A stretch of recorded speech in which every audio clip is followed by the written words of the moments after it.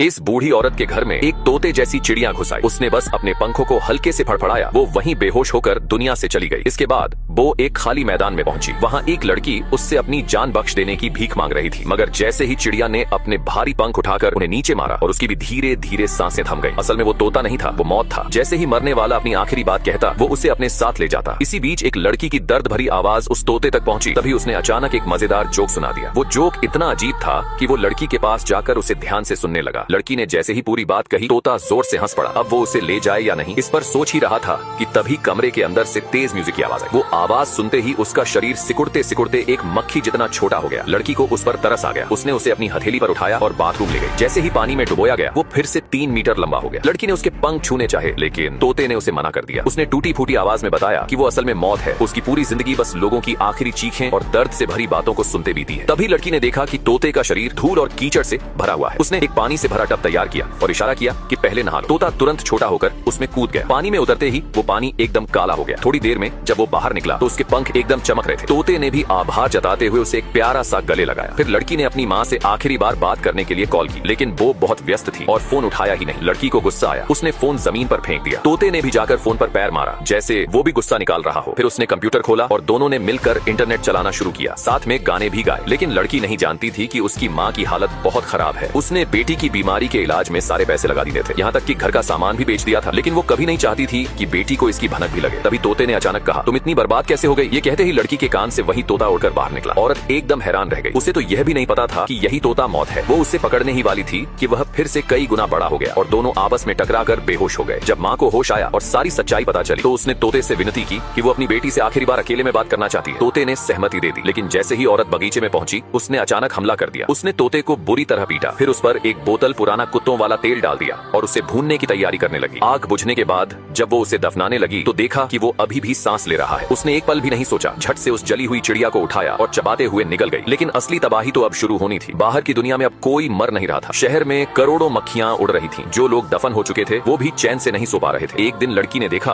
कि एक सिर कटी चिड़िया बार बार खिड़की से टकरा रही है। तभी औरत का शरीर अचानक बढ़ने लगा, लेकिन अगले ही पल वो सिकुड़कर एक तिल जितनी छोटी रह गई। उसके कानों में मरते लोगों की आवाजें गूंजने लगी। एक मक्खी आकर उसके हाथ पर बैठी। उसने धीरे से हाथ हिलाया और मक्खी वहीं मर गई। औरत को सब समझ में आ गया। अब जब मौत नहीं रही तो उसकी जिम्मेदारी उसे निभानी होगी। उसने अपनी बेटी को उठाया और शहर शहर घूमने लगी। लोगों की आखिरी दुआओं को सुना, उनकी तकलीफें खत्म की और उन लोगों की रूह को चैन दिया जो दर्द से मर रहे थे। एक दिन वो समंदर के किनारे पहुंची। तभी उसके पेट में कुछ हलचल हुई और वहीं तोता अचानक उसके गले से उड़कर बाहर आ गया। माँ समझ गई कि अब बेटी को विदा करने का वक्त आ गया है। उसने मौत से आखिरी निवेदन किया कि बेटी को आराम से घर में विदा किया जाए। इस बार तोते ने कुछ नहीं कहा, बस चुपचाप अपने पंख फड़फड़ाए और लड़की की रूह को अपने साथ ले गया।